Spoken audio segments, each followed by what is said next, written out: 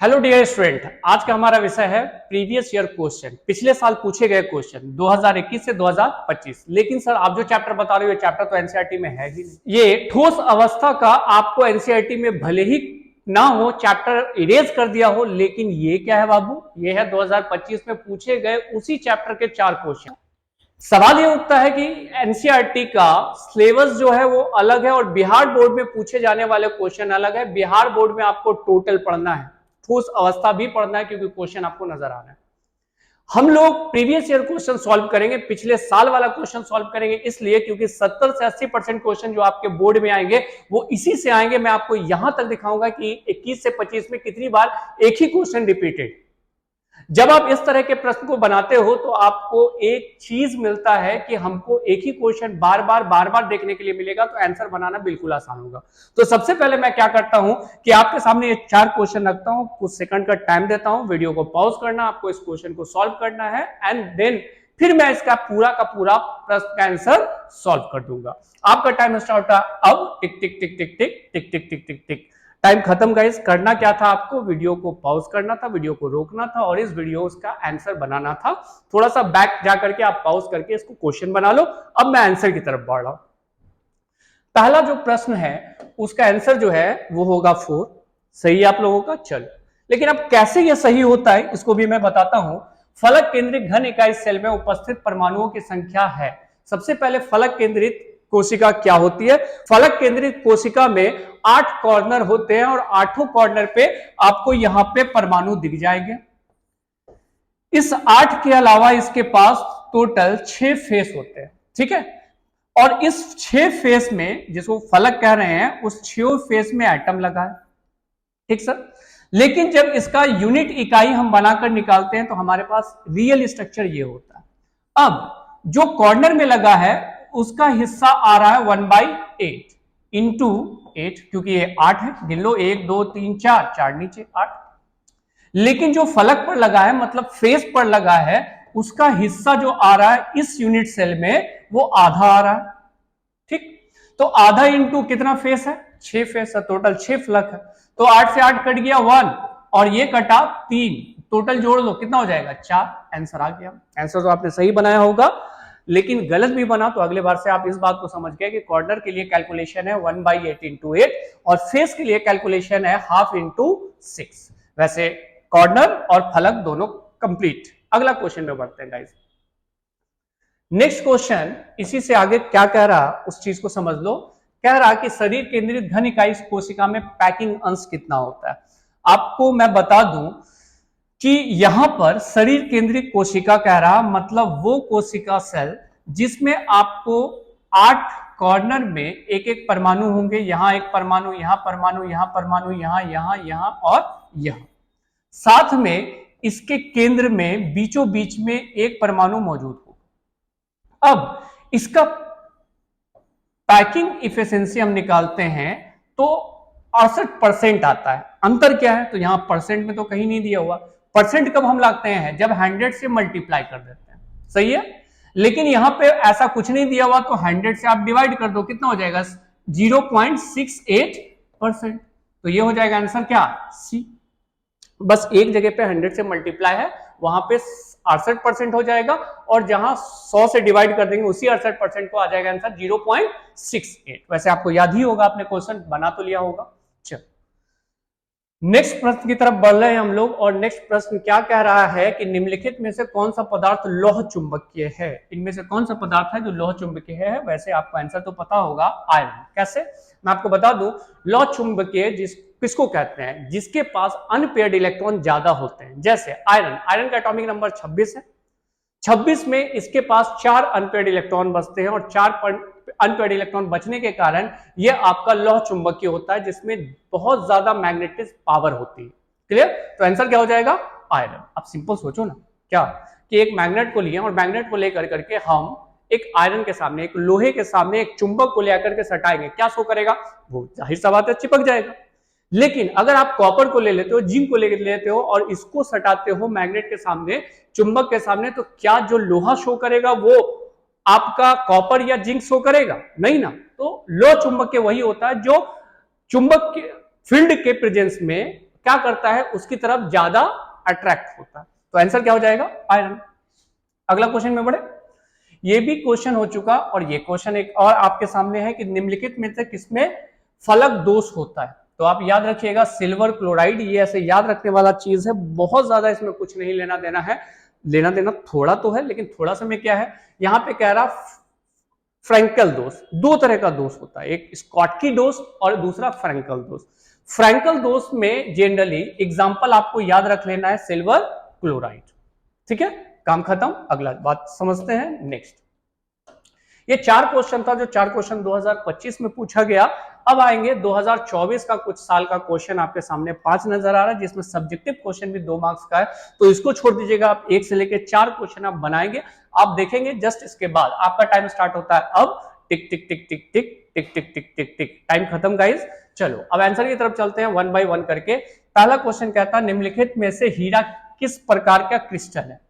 आप याद करो, क्या याद करना है, कुछ बैठ के याद नहीं करना, बल्कि आपको पता है कि अगर हीरा है तो हीरा बना होता है कार्बन का, और कार्बन अगले 3 कार्बन 4 कार्बन से जुड़ा होता है, वो अगले कार्बन से जुड़ा होता है, वो अगला कार्बन। तो इस तरह के कार्बन का बना हुआ डायमंड होता है। हाँ सर, ये तो समझ गया। अब इस दोनों के बीच में, कार्बन कार्बन के बीच में जो बॉन्ड बनते हैं, जो बंधन होता है, उस बंधन को सहसंयोजक बंधन कहते हैं। तो ये जो क्रिस्टल बनेगा, मतलब ये जो ठोस बनेगा, इस ठोस में किस तरह के क्या फॉर्म होगा, तो सहसंयोजक क्रिस्टल बनेगा। बॉन्ड को देख लेना, बॉन्ड देखकर आप कह सकते हो ना कि सहसंयोजक बंधन है। तो जब ये ठोस बनेगा तो उसी में इसका नाम पड़ गया सहसंयोजक क्रिस्टल। डायमंड, ग्रेफाइट, ये सब आपका सहसंयोजक क्रिस्टल में आता है। क्लियर है। चलो अगले प्रश्न की तरफ बढ़ रहे हैं। जस्ट इसके बाद ये भी क्वेश्चन बन गया। अगला क्वेश्चन है दूसरा, सोडियम क्लोराइड क्रिस्टल की संरचना होती है। मेरी बात समझो, मैं अगर आपसे पूछूं क्या कि स्फेरिकल शेप्ड कैसा होता है, तो सर स्फेरिकल शेप्ड ऐसा गोल गोल गोल टाइप का होता है, यही ना मानोगे।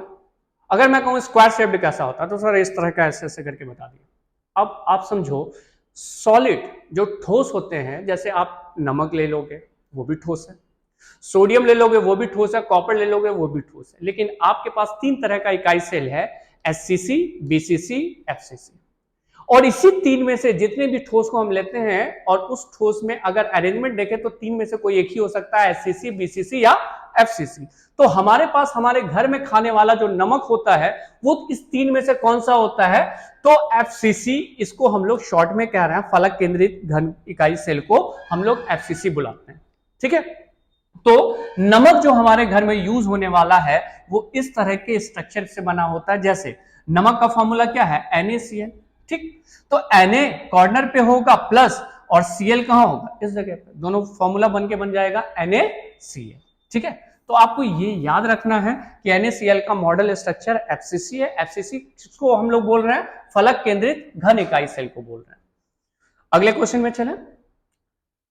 अगला क्वेश्चन कह रहा है कि एक अष्टफल के स्थान कितने गोले से घिरा होता है। तो आपके सामने अष्टफल के मैंने बना दिया, एक बार फिर से बना देते हैं, बनाने में कोई दिक्कत नहीं है, ये तो मॉडुलाइज है। हम लोग सिंपल बनाकर पहले चेक कर लेते। 3 एटम जुटा, मतलब 3 परमाणु जुड़ा, और इस 3 परमाणु में 3 और परमाणु जुड़ जाएगा, टोटल 6 हो गया। थोड़ा सा इसको नीचे ले लेना था, मतलब इसको थोड़ा नीचे, इसको थोड़ा नीचे, और इसको थोड़ा नीचे। ये बन के तैयार, क्या बन के तैयार, तो ये बन के आपका तैयार हो गया। यहां पर जो जगह नजर आ रहा खाली जगह, उसी खाली जगह को हम नाम देते हैं अष्टफलीय रिक्तियां। खाली जगह है ना वहां। तो ये जो अष्टफलीय रिक्तियां हैं, ये कितने परमाणु से या कितने गोले से घिरा हुआ, परमाणु कहें या गोला कहें, बात बराबर है। गोले को ही गिनो ना, 1 2 3 4 5 6, तो आंसर क्या हो जाएगा, 6। क्लियर। चलो ये वाला क्लियर हो गया। अगले प्रश्न की तरफ बढ़ते हैं। इस प्रश्न के बाद अगला क्वेश्चन ये रहा, निम्नलिखित में से कौन अनाकार ठोस है। ठीक है, आपको मैं बता दूं कि जनरली ठोस जो है, एक ठोस अनाकार ठोस होता है, जिसको हम लोग दूसरे नाम से बुलाते हैं एमॉर्फस सॉलिड, इंग्लिश में अगर बोला जाए तो, लेकिन हिंदी में ही बोल रहे हैं अनाकार ठोस। अनाकार ठोस में आपका आ जाएगा कांच, रबड़, प्लास्टिक, ठीक है, ये सारी चीजें जो होती है वो अनाकार ठोस के एग्जाम्पल में आती है, जिसका यहाँ पे एग्जाम्पल हो जाएगा कांच। और इस तरह के क्वेश्चन अब आप देखो कितनी बार आपको रिपीट मिलेंगे। ठीक, मतलब एक ही तरह के प्रश्न बार बार हर साल पूछे जा रहे हैं। ये 4 क्वेश्चन हम लोगों का सॉल्व हो गया, 2024 में पूछा गया था। 2024 में एक सब्जेक्टिव क्वेश्चन है, मतलब बड़ा क्वेश्चन, जिसमें 2 मार्क्स के लिए आपको लिखना है, तो बहुत ज्यादा नहीं लिखना, इतना सफिशिएंट है। लेकिन लिखना क्या है, नेटवर्क ठोस क्या होता है। अभी मैंने जो आपको कार्बन बताया, मतलब कार्बन नहीं, डायमंड बताया, तो डायमंड में क्या बना था, कार्बन। एक कार्बन दूसरे कार्बन से जुड़ा, दूसरा दूसरे कार्बन से जुड़ा, दूसरा दूसरे कार्बन से जुड़ा, मतलब इस तरह से हर एक कार्बन अगले 4 कार्बन से जुड़ा। तो ये क्या बना रहा है, ये बना रहा है आपका नेटवर्क सॉलिड। कौन सा सॉलिड, नेटवर्क सॉलिड। मतलब एक तरह से नेटवर्क सॉलिड को हम लोग ठोस कह सकते हैं, इतना इंग्लिश चलेगा। ठीक है, तो नेटवर्क ठोस जो बनता है वो कार्बन में बनेगा, ग्रेफाइट में बनेगा। ये समझ में आ गया। एक उदाहरण दीजिए, एक क्या, हम लोग बहुत सारे उदाहरण दे देंगे, हीरा दे देंगे, ग्रेफाइट दे देंगे, सिलिका कार्बाइड दे देंगे। एक पूछ रहा हम 2 दे देंगे। अब होता यह है कि इसमें एक कार्बन में क्या कह रहा है, वो क्रिस्टलाइन ठोस जिसमें घटक कण कार्बन था डायमंड और ग्रेफाइट में। सिलिकॉन, तो सर सिलिकॉन नहीं था, तो सिलिका कार्बाइड में आप देखोगे तो सिलिकॉन नजर आएगा। होते हैं, इतनी बात समझ में आ गई। अगला क्या था, जो सहसंयोजिक, अभी थोड़ी देर पहले मैंने बताया था कि सहसंयोजिक बंधन होगा, उसमें बंधों द्वारा एक के साथ जुड़े होते हैं, जिन्हें नेटवर्क ठोस के रूप में जाना जाता है। ठीक है, आगे ग्रेफाइट को छोड़कर ये कुचालक होते हैं। कुचालक मतलब इलेक्ट्रिसिटी को लेके जा सकता है या नहीं ले जा सकता है। ग्रेफाइट को आपको पता है कि अगर इस तरफ हम करंट देंगे तो दूसरी तरफ करंट लगेगा। लेकिन डायमंड में या फिर इसमें और जो सिलिका कार्बाइड का इस्तेमाल हो रहा है, इसमें से कोई भी आपका इस्तेमाल नहीं कर सकता है। क्या चीज का, इलेक्ट्रिसिटी कंडक्ट नहीं कर सकता है, मतलब विद्युत का चालक नहीं हो सकता है। कौन, तो विद्युत का कुचालक है ये। कौन, तो ये आपका हीरा, ये एक हीरा, और दूसरा कौन, सिलिका कार्बाइड। ठीक है, ये दोनों का दोनों आपका क्या बन गया, ये बन गया कुचालक। लेकिन ग्रेफाइट जो है वो चालक होता है, ये इलेक्ट्रिसिटी को, मतलब विद्युत को एक जगह से दूसरी जगह लेकर जा सकता है। बात समझ में आ गई। बस इतना सा लाइन लिखिएगा, सफिशिएंट है 2 नंबर के लिए, मतलब इतना काफी है लिखना। तो आपको क्या करना है, इसका जल्दी से स्क्रीनशॉट लेना है। हो गया, चलो अगले क्वेश्चन की तरफ बढ़ते हैं। अगला क्वेश्चन जो है वो 2023 का है, और यहां पर भी 4 क्वेश्चन पूछे गए हैं, लेकिन 3 ऑब्जेक्टिव और 1 सब्जेक्टिव। नोट कर लो गाइज, और 3 क्वेश्चन को आप बनाने का कोशिश करो, फिर आंसर की तरफ मिलाते हैं। आपका टाइम स्टार्ट होता है अब। टिक टिक टिक टिक टिक टिक टिक टिक टिक टिक। वीडियो को पॉज से हटाओ, क्योंकि अब मैं आंसर बताने जा रहा हूं। अब देखना मिलाना कितना क्वेश्चन सही हो रहा गलत हो रहा, वो तो बात की बात। ठीक है, क्रिस्टल प्रणालियों की कुल संख्या कितनी है। अगर मैं देखूं आपको, ये मैंने सामने स्ट्रक्चर बना दिया है, क्रिस्टल प्रणाली का स्ट्रक्चर। कितना स्ट्रक्चर है, 1 2 3 4 5 6 7। सर और कोई नहीं हो सकता, नहीं हो सकता, जो सामने है वही है। तो 7 गिन लिया, 7 आंसर हो जाएगा। क्रिस्टल प्रणाली की कुल संख्या कितनी है, 7। सर अभी पढ़ लिया, अभी भी याद हो गया। जरूरी नहीं, अगर आपको पहले से पता होता तो आप क्यों पढ़ते, आप पढ़ रहे उसने ना, क्योंकि याद हो जाए तो याद तो हो गया। 7 क्या, 7 होता है टोटल क्रिस्टल प्रणाली। आगे बताएंगे। अगला क्वेश्चन कह रहा, निम्नलिखित में से कौन सा सहसंयोजिक ठोस है। बोलिए, क्वेश्चन रिपीटेड है बिल्कुल, और बन भी गया होगा।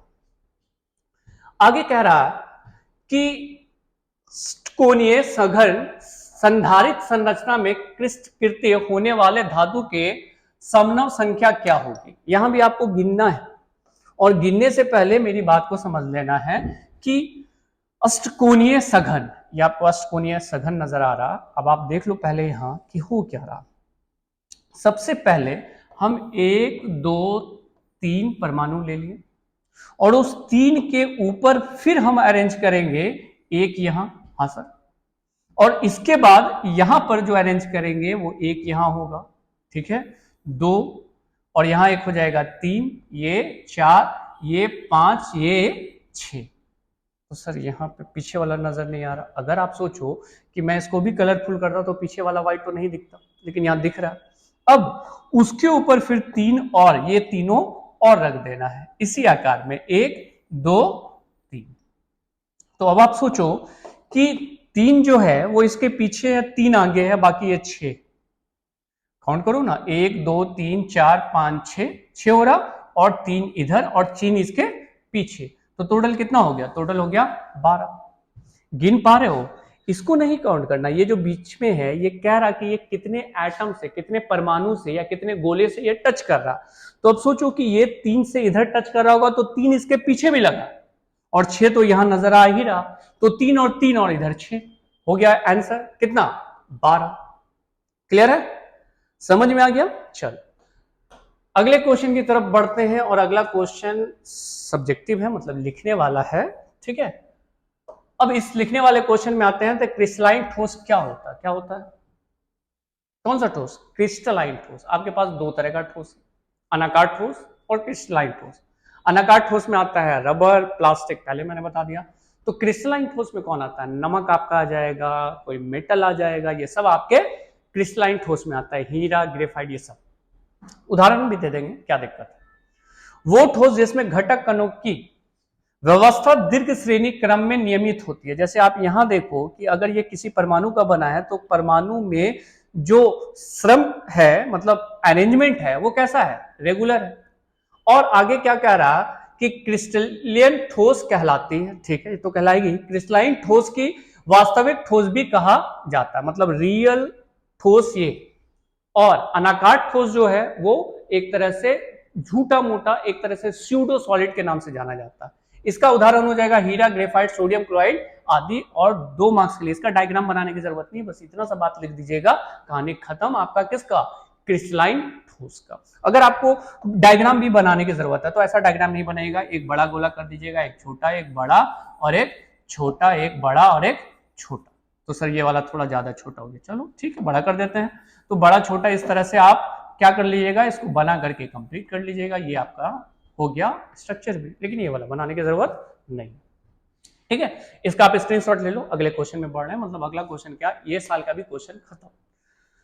अगले प्रश्न में बढ़ रहे हैं। अगला ठोस अवस्था का ही क्वेश्चन जो 2022 में पूछा गया था, और उसमें हम देखते हैं तो कहता है एक घनी क्रिस्टल में वेबसाइट जलकों की संख्या कितनी होती है। मतलब इस तरह का क्वेश्चन है, आपको क्या करना है, टोटल 4 फिर से ऑब्जेक्टिव क्वेश्चन पूछा, तो आपको ये आइडिया तो मिल गया कि 4 ऑब्जेक्टिव क्वेश्चन मिल रहा। और इसमें फिर से हम लोग 2 सब्जेक्टिव क्वेश्चन भी सॉल्व करेंगे, और इसमें तो एक क्वेश्चन तो आपका वही रिपीटेड। सोचो कि अगर 2022 का कोई बच्चा अगर इस क्वेश्चन को बनाया होता या याद कर लिया होता तो यही क्वेश्चन तो फिर दोबारा रिपीट कर गया ना, तो इसके लिए तो आसान हो जाता। अब आपके लिए आसान क्या होगा कि आप लगभग 5 साल 6 साल का जो क्वेश्चन बना रहे हो, तो इस 5 साल का क्वेश्चन अगले आपके एग्जाम में बहुत फायदा देने वाला है। ठीक है, चलो इसको जल्दी से आप क्या करो, सॉल्व करो, फिर मैं आंसर बता रहा हूं। आपका टाइम स्टार्ट होता है अब, टिक टिक टिक टिक टिक एंड टिक टिक टिक टिक टिक। कहानी खत्म। चल आगे है कि निम्नलिखित में से किस प्रकार के दोष क्रिस्टल घनत्व की कमी के कारण बनते हैं। क्रिस्टल घनत्व में आपका स्कॉटकी दोष होगा। अब ये स्कॉटकी दोष क्या होता है, दोष 2 तरह का होता है, स्कॉटकी दोष और फ्रैंकल दोष।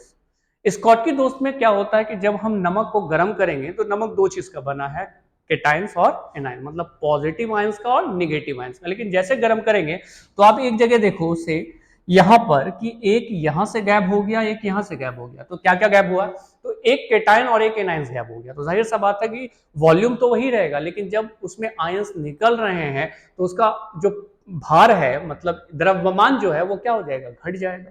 तो द्रव्यमान जब घटेगा तो जाहिर सा बात है कि जो उसकी डेंसिटी है वो घट जाएगी, क्योंकि वॉल्यूम में इसके कोई चेंज नहीं आ रहा। तो ऐसे सवाल में पूछा निम्नलिखित में किस प्रकार के दोष क्रिस्टलाइन में घनत्व में कमी का कारण बनते हैं। तो घनत्व में कमी किसमें होगी, जब इसमें से कोई केटायन और एनायंस बाहर निकल जाता है तो वॉल्यूम तो वही रहता है, साथ में मास जो उसका होता है वो घट जाता है। क्लियर, तो आंसर क्या हो जाएगा, इस तरह के दोष को हम नाम देते हैं स्कॉटकी दोष। चलिए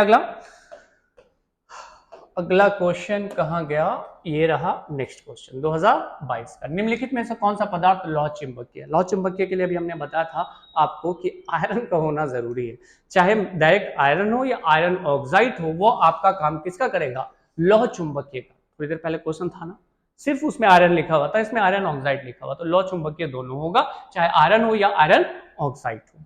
रिपीटेड क्वेश्चन है। चल अगले क्वेश्चन में आ रहे हैं, बताना है, आया था ना क्वेश्चन, सॉल्व कर लो।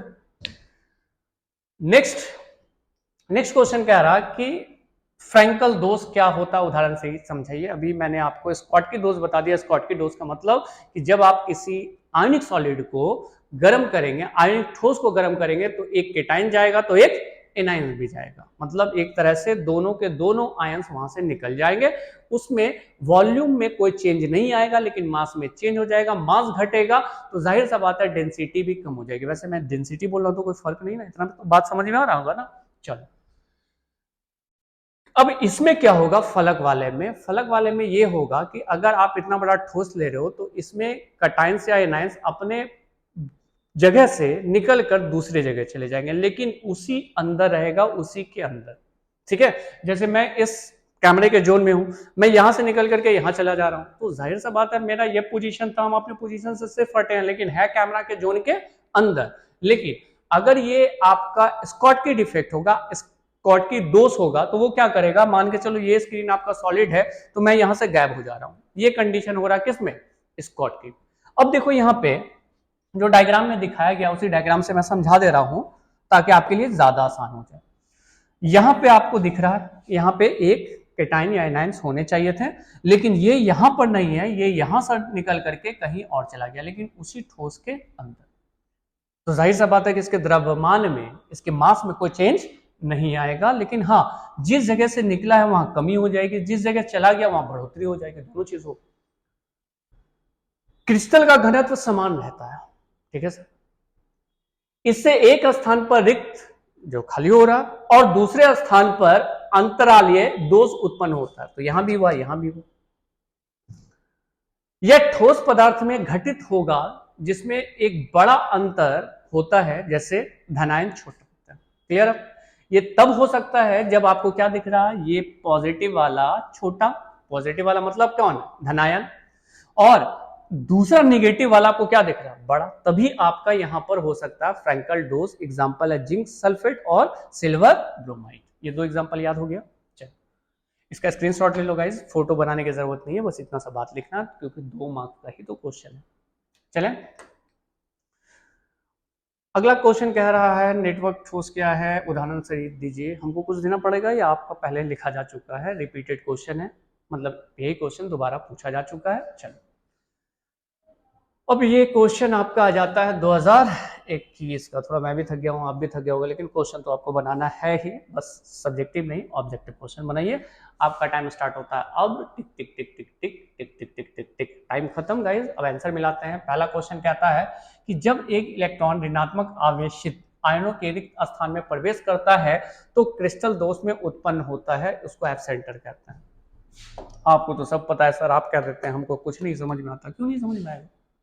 आप सोचो तो पहले, क्या सोचना है कि एक निगेटिव है, होता है सर, उसके आसपास कौन है, पॉजिटिव पॉजिटिव पॉजिटिव पॉजिटिव, क्या केटाइन और एनायन, फिर निगेटिव, और निगेटिव के आसपास कौन घिरा हुआ है, तो निगेटिव से पॉजिटिव घिरा हुआ, पॉजिटिव से निगेटिव घिरा हुआ। ठीक, जैसे यहां निगेटिव है, यहां निगेटिव, ये आयंस है। अगर ये अपनी जगह में, आप ये सोच लो कि अगर ये अपनी जगह से यहां से निकल जा रहा तो ये जगह रिक्त हो गया, खाली हो गया, लेकिन इसका जगह कौन ले सकता है, वही जिसके पास नेगेटिव चार्ज, और नेगेटिव चार्ज यहां पे आ किससे रहा है, इलेक्ट्रॉन से। ये बगल वाला बेचारा बोलेगा कि मेरे इलेक्ट्रॉन को ले लो, इलेक्ट्रॉन इस जगह पे आएगा और इस खाली जगह पे ही घूमना स्टार्ट कर देगा, ट्विंग ट्विंग ट्विंग ट्विंग ट्विंग घूमता रहेगा। लेकिन रियल में आपको पता है कि इलेक्ट्रॉन में कौन सा चार्ज होता है, निगेटिव चार्ज होता है, और इस जगह पे, जिस जगह पे निगेटिव चार्ज वाले आयंस निकल गए, उस जगह को, रिक्त स्थान को भरने के लिए इलेक्ट्रॉन खुद कूद पड़ा और चार्ज को कम से कम मेंटेन कर दिया, इस पॉजिटिव वाले को मेंटेन करके रखा हुआ। इस जगह को हम नाम देते हैं एफ केंद्र। ठीक है, यहाँ पे आप देखो डायग्राम में भी आपको दिख रहा है कि निगेटिव वाले आयंस निकल गए, उस जगह को कंट्रोल करने के लिए एक इलेक्ट्रॉन आ चुका है, इलेक्ट्रॉन घूम रहा है और आसपास के पॉजिटिव वाले आयंस को न्यूट्रल कर रहा है। लेकिन हाँ, सवाल पूछा कि इसको कहते क्या, तो इसको एफ सेंटर कहते हैं।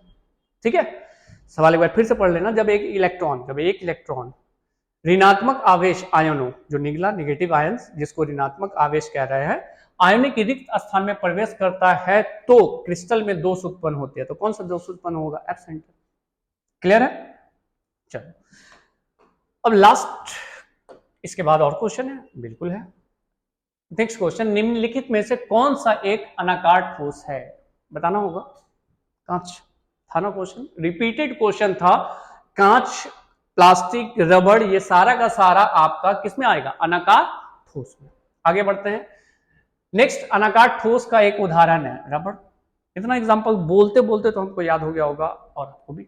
चलो थर्ड के बाद फोर्थ क्या है कि कांच को एक शीतल तरल माना जाता है, क्यों? आपको पता है कि अभी हमने कांच के बारे में ऑब्जेक्टिव क्वेश्चन भी देखा था कि अनाकार ठोस होता है कौन, कांच। और यहां कांच के बारे में कह रहा कि कांच को शीतल तरल माना जाता है, क्यों? मतलब पानी को जैसे तरल माना जाता है वैसे कांच को भी तरल माना जाता है। रीजन क्या है? रीजन समझने से पहले यह समझ लो कि जो हमारे पास कांच होता है उस कांच में मौजूद जो अणु या परमाणु ऊपर से नीचे की तरफ ग्रेविटी के कारण फ्लो करते रहते हैं, मतलब बहते रहते हैं, और बहने के कारण इसको हम लोग शीतल तरल कहते हैं। तो सर कभी बहते हुए तो नहीं देखे। आपको देखने के लिए क्या करना होगा ना, किसी जगह अगर कांच लगा है तो उस कांच को आपको छोड़ देना होगा 50 साल 100 साल। सर इतना दिन जिंदा रहेंगे? तो एक काम करिए, आप वो जगह जाइए जहां कांच लगा है, लेकिन आपके दादा परदादा के समय कांच लगा हुआ होगा। अभी वो कांच जाके कैसा हो चुका है, जो ट्रांसपेरेंट नेचर होता है वो खत्म हो चुका, वो मिल्की वाइट हो चुका। और ये क्यों हुआ? क्योंकि ऊपर वाले अणु ऊपर से नीचे की तरफ ग्रेविटी के कारण बह रहे हैं। नीचे ज्यादा मोटा हो जाएगा, ऊपर पतला हो जाएगा, और बहने के कारण, बहना चाहे मिनट में हो या फिर साल लगे उसको बहने में, बह तो रहा है। और जो तरल, उसी को कह सकते हैं जो बहता है। जैसे तरल पदार्थ में प्रवाह, प्रवाह मतलब बहने की कैपेसिटी का गुण होता है। कांच में भी प्रवाह की क्षमता होती है, लेकिन क्या, लेकिन बहुत धीमी गति से।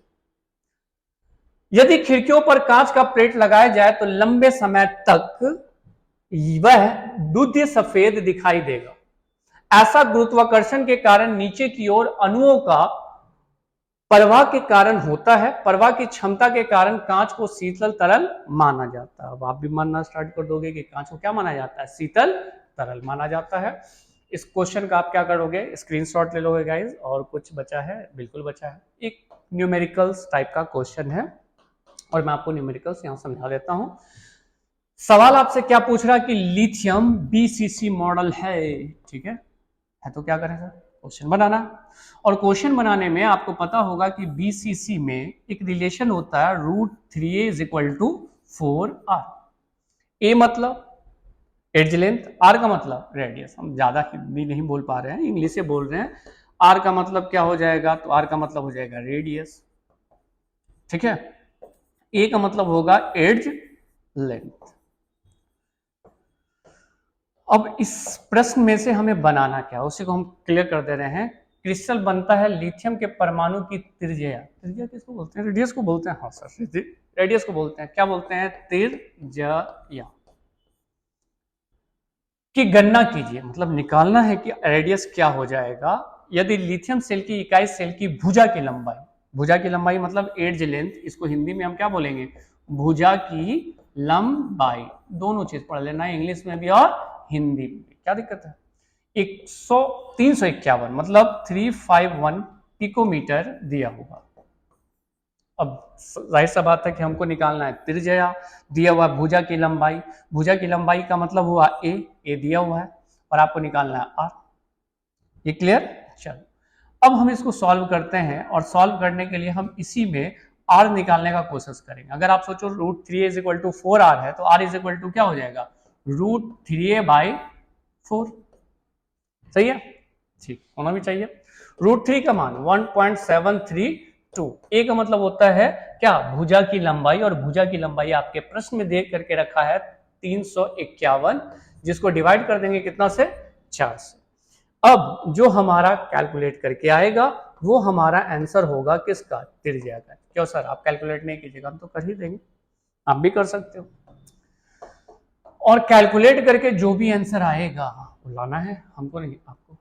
और करना क्या है कि कमेंट में आंसर बताना है कि आपका आंसर क्या आया, सही आया कि नहीं आया। कम से कम इतना तो बता दो कि आपको कैलकुलेट करने आता है। लेकिन एक प्रॉमिस करना होगा आपको कि मोबाइल से कैलकुलेट नहीं करना, ऑन हैंड करना, ठीक है। चलो आज पहले इसका आप स्क्रीनशॉट ले लो। अगले क्वेश्चन में मिलेंगे गाइस, क्वेश्चन के साथ नेक्स्ट टॉपिक के लिए। आज का क्लास यही खत्म होता है, नेक्स्ट क्लास में मिलते हैं। आज के लिए थैंक यू एंड